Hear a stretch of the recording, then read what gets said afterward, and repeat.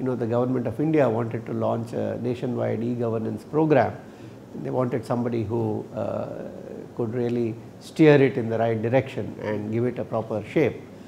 So I moved to the Department of IT in the year 2002, and the e-governance division at that time had a princely budget of 5 crores a year, and therefore I think the important thing was not just to get more money, but even before that to really present a plan which was convincing and which made the government focus on e-governance and actually feel that it was worthwhile pouring more resources into it.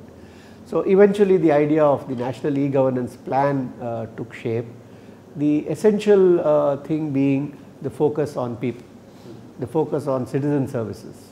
How do you actually deliver services to the citizen? Because till that point many people were not very clear what e-governance was about. Was it about government becoming more efficient? Was it about government just improving itself?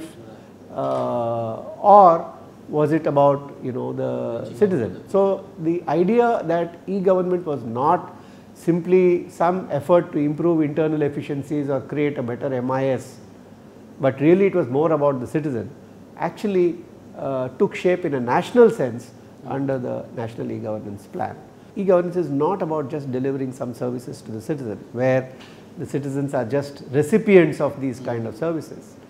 But today we live in a society and we live in a time when there is a much greater need and desire of the citizens to actively engage in governance, not just vote once in 5 years, to participate in governance, to participate on a more regular basis in terms of setting priorities, in terms of monitoring what is happening, in terms of giving feedback, and this has become imperative.